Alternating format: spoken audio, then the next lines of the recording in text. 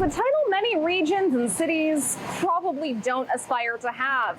According to a study out of UBC, it turns out Metro Vancouver is #1 when it comes to evictions. Metro Vancouver's rate was at 10.5% over a 5-year period ending in 2018, way ahead of Montreal and Toronto at up to 8%. Craigie Jones supervised the first of its kind national study on this topic. In 2018, Statistics Canada was sponsored by the Canada Mortgage and Housing Corporation to carry out the Canadian Housing Survey.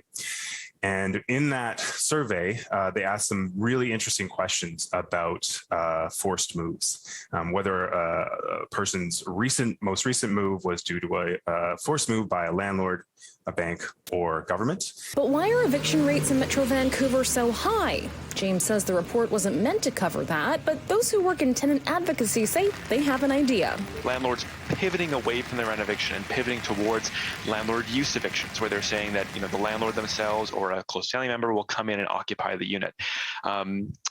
And I think in some of these cases, it's, these bad faith rent evictions have become these other kinds of bad faith evictions. Patterson says the lifting of the rent freeze meant to keep people afloat during the pandemic could make matters worse in the months ahead.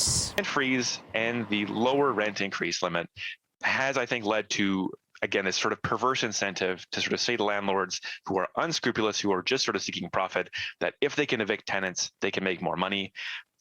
I think that, by keeping those numbers lower, you do apply more pressure, and that those landlords who have fewer scruples will be engaging in that sort of behavior. We reached out to Landlord BC, which said the headline was concerning. CEO David Hutniak notes the study doesn't appear to be based on court filings or other administrative data.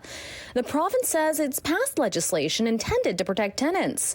In a statement, the minister responsible for housing, David Eby, says, "We have strengthened the financial penalties for landlords who evict tenants in bad faith. For example, if a tenant is evicted for landlord's use and the landlord fails to use the unit for the stated purpose of at least 6 months, the tenant could be entitled to 12 times their monthly rent."